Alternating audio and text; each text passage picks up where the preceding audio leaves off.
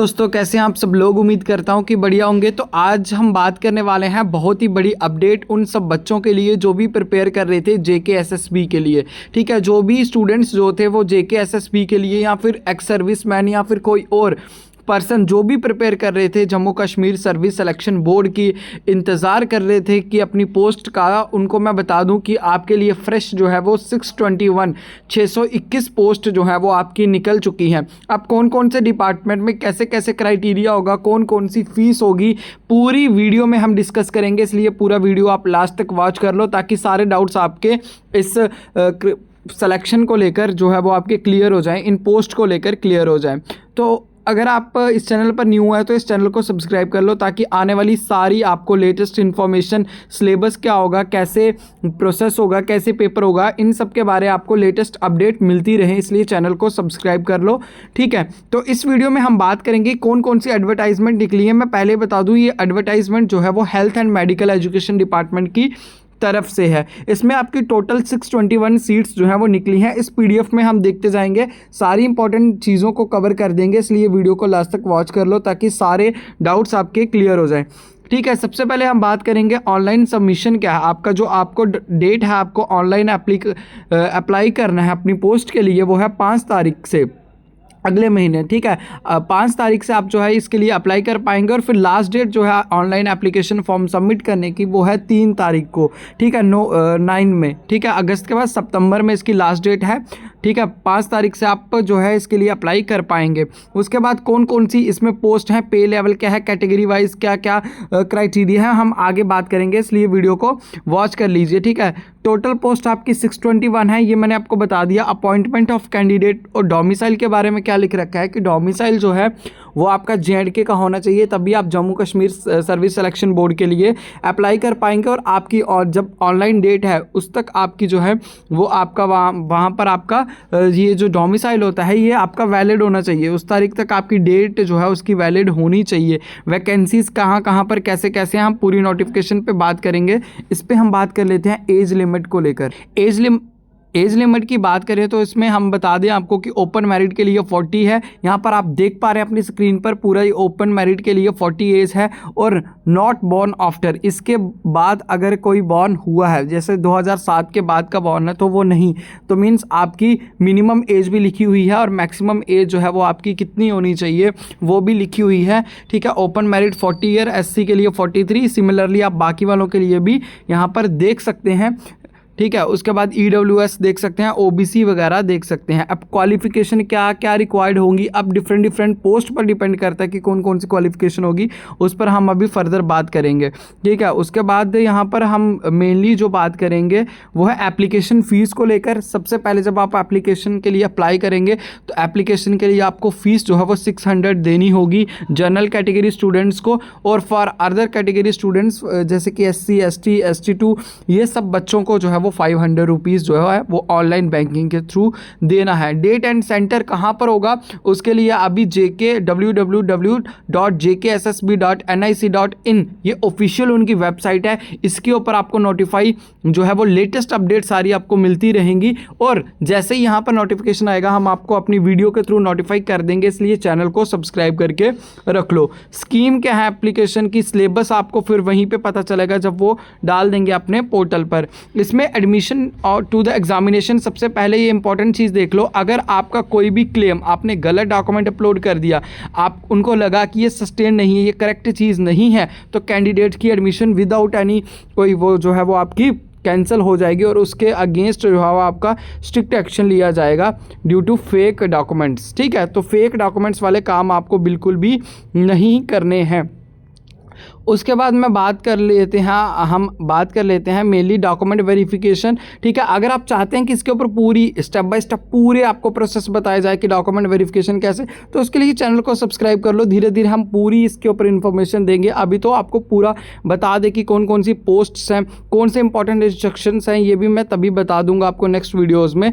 इसमें हमें मेनली जो देखना है वो देखनी है पोस्ट को लेकर। तो पोस्ट पे हम चले जाते हैं। ठीक है, सबसे पहले हम चले जाते हैं पोस्ट को देखने के लिए, ठीक है। तो पोस्ट का जो है यहाँ पे देखिए, यहाँ से आपकी स्टार्ट हो जाती हैं सारी पोस्ट। यहाँ पर आपको चेक कर लेना है कौन कौन से डिपार्टमेंट की पोस्ट है। लास्ट में आपको क्राइटेरिया लिखा हुआ है सिलेक्शन का, वो सब में सेम है। मैं बता दूं कि selection for the post shall be made on the basis of merit basis बनेगा, OMR एग्जामिनेशन फॉर्म के बेसिस पर ही आपका वो होगा। इसके इंपॉर्टेंट आपको क्या देखना है, इंपॉर्टेंट यहाँ पर ये देख लीजिए कि जैसे एक डिपार्टमेंट दिया आपको health and medical education, health and medical education सारे हेल्थ एजुकेशन की ही डिपार्टमेंट की हैं। अब देखो सबसे पहले जो है वो आपकी कहाँ पर है, स्कीम्स आपने कॉलेज का नाम सुना होगा, ठीक है, जो श्रीनगर में है, उसके डायरेक्टर से निकली हुई है। फिर director of health service Jammu से निकली हुई है।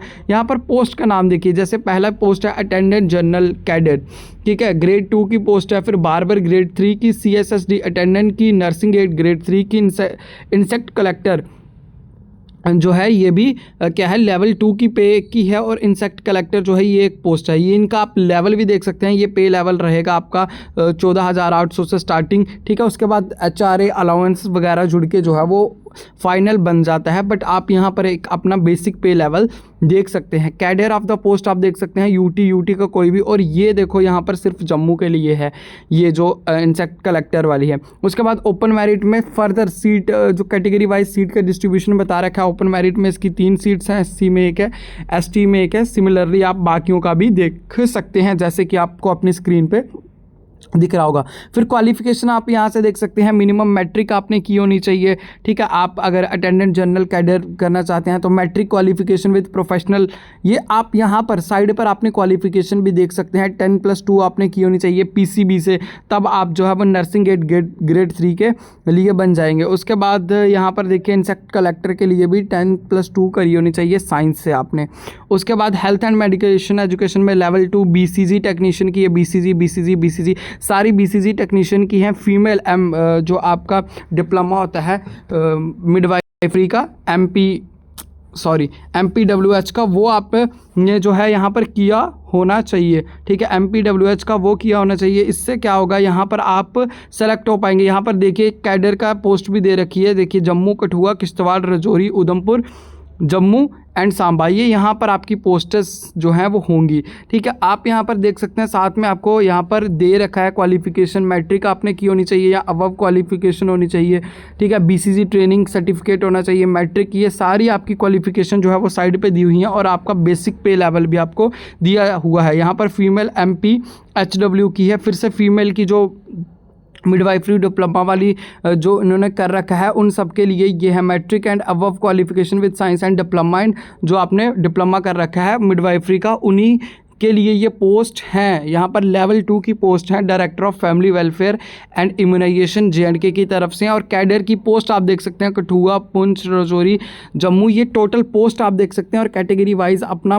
डिस्ट्रीब्यूशन देख सकते हैं यहाँ पर पोस्ट। फिर उसके बाद आप देखिए फीमेल MPWH की ही है सिमिलरली, और कैडेट का दे रखा है कहाँ कहाँ पर ये पोस्ट होंगी। उसके बाद हम बात करेंगे इसके बाद फीमेल, इसके बाद हम मल्टीपर्पज़ हेल्थ वर्कर्स की पोस्ट हैं। यहाँ पर इनकी भी पे लेवल जो है वो 2 का है। और इनकी क्वालिफिकेशन भी जो है वो आपने मैट्रिक या फिर अबव क्वालिफिकेशन होनी चाहिए, 1 साल का आपका डिप्लोमा होना चाहिए। उसके बाद हमारे पास बार्बर की है, धोबी की है, ठीक है, बार्बर की है, धोबी की है, ये भी आप देख सकते हैं। यहाँ पर लेवल 2 की पे है, इसमें भी कैडर की पोस्ट दे रखी है। और मैट्रिक की होनी चाहिए आपने या फिर उससे ऊपर की क्वालिफिकेशन होनी चाहिए आपकी। Professional certificate by the tehsildar concern certificate is belong to Dhobi community के आप होने चाहिए, तभी आपको ये जो है ये होना चाहिए। यहाँ उन्होंने बोला यहाँ तो ये चीज़ होनी चाहिए, यहाँ तो आपकी मैट्रिक होनी चाहिए या उसके ऊपर की क्वालिफिकेशन और प्रोफेशनल सर्टिफिकेट आपका तहसीलदार से होना चाहिए कि आप धोबी हैं, ठीक है। या पोस्ट में आप देख सकते हैं पूरी इन्फॉर्मेशन जो है वो इसके स्क्रीन पर आपको दिख रही है, आप पढ़ सकते हैं। इसके अलावा अगर आपको फिर भी डाउट आते हैं तो मैं कमेंट्स में क्या कर दूंगा, एक पिन कमेंट में ये सारी PDF आपको दे दूंगा। आप इंडिविजुअली अपनी अपनी पोस्ट सब जाकर देख सकते हैं, अपना जो भी आप क्राइटेरिया में फॉल कर रहे हैं उन पोस्ट के बारे में पढ़ सकते हैं और वहाँ पर अप्लाई कर सकते हैं JKSSB के जब स्टार्ट होगी। जूनियर स्ट्रोक क्लर्क की यहाँ पर पोस्ट है लेवल 2 की, ड्रेसर की लेवल 4 की है, जूनियर फार्मासिस्ट की जो है वो लेवल 4 की है, जम्मू, डोडा, जम्मू। मिनिमम क्वालिफिकेशन 10+2 होना चाहिए with science and degree and diploma होना चाहिए आपका फार्मेसी में, B फार्म होना चाहिए, D फार्म होगा आपके पास, तो आप इन जूनियर फार्मासिस्ट की पोस्ट के लिए अप्लाई कर सकते हैं। लेवल 4 की अच्छी खासी आपकी यहाँ पर पोस्ट है ये, ठीक है। जूनियर फार्मासिस्ट की सिमिलरली फिर आपको दिख रही है ये, इसके ऊपर हम बात कर चुके हैं। जूनियर डेंटल टेक्नीशियंस की आपको यहाँ पर दिख रही है, ये भी बेसिकली आपकी क्या है, ये लेवल 4 की पे है और इसमें भी मैट्रिक की होनी चाहिए, above qualification in having diploma, ठीक है, या डिप्लोमा होना चाहिए आपका डेंटल टेक्नीशियंस का, तो आप इसके लिए अप्लाई कर सकते हैं, ठीक है। उसके बाद जूनियर हेल्थ इंस्पेक्टर्स की पोस्ट है यहाँ पर लेवल 4 की। जूनियर लैब टेक्नीशियन की पोस्ट है, इसके लिए भी आपको मैट्रिकुलेशन किया होना चाहिए, डिग्री और डिप्लोमा आपका होना चाहिए लैब टेक्नीशियन वगैरह का, ठीक है। उसके बाद आप यहाँ पर देखते हैं जूनियर लैब टेक्नीशियन हो गया, जूनियर लैब टेक्नीशियन होगा, इनके लिए भी बहुत अच्छी खासी पोस्ट यहाँ पर जो है वो निकली है। मैट्रिक किया होना चाहिए या फिर 2 साल का डिप्लोमा होना चाहिए लैब टेक्नीशियन का। फिर उसके बाद जूनियर ऑप्थेल्मिक टेक्नीशियन, तो फिर उसमें भी मैट्रिक या फिर अबव क्वालिफिकेशन डिग्री या डिप्लोमा होना चाहिए। ऑप्थेल्मिक टेक्नीशियन का जिस की टेक्नीशियन की पोस्ट निकली है उसी का डिप्लोमा आपके पास होना चाहिए। जूनियर स्टाफ नर्स जो है, जूनियर मेल स्टाफ नर्स, इनके लिए क्वालिफिकेशन क्या है, मैट्रिक और above qualification with science and having diploma in GNM। यहाँ पर आप देख रहे हैं GNM का डिप्लोमा आपसे मांगा जा रहा है यहाँ पर जूनियर स्टाफ नर्सिंग के लिए।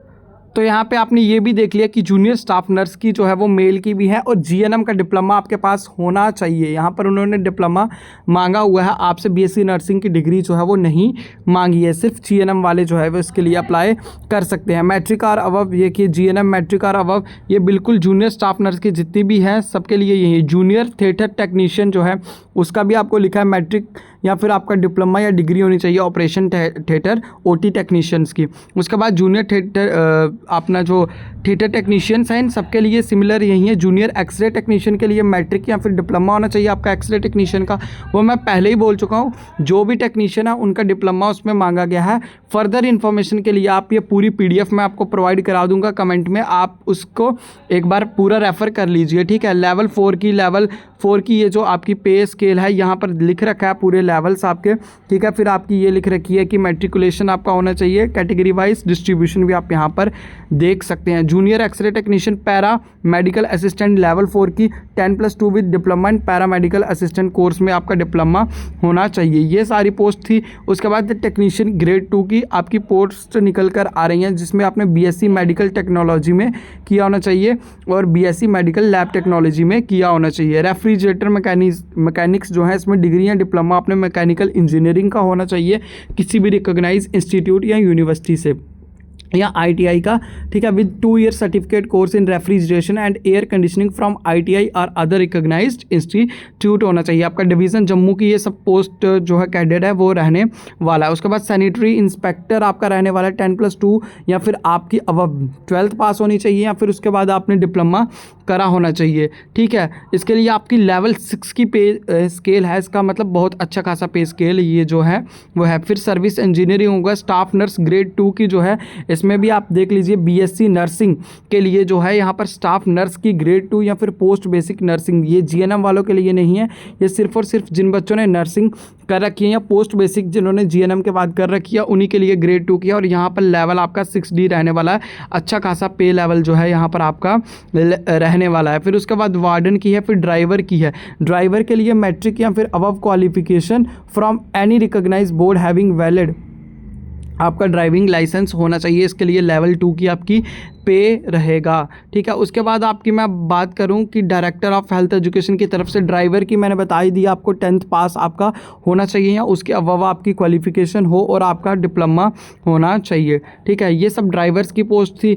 उसके बाद जो है ड्राइवर सब ड्राइवर्स की पोस्ट निकल आ रही है। उसके बाद ड्राइवर ग्रेड 2 की जो पोस्ट है इसका भी पे लेवल 2 का ही है, बट इसमें मिनिमम मैट्रिक एग्जामिनेशन मैक्सिमम जो है वो आपकी 10+2 होनी चाहिए थी। ये सब था जो कि इन पोस्ट के बारे में मैंने आपको बता दिया।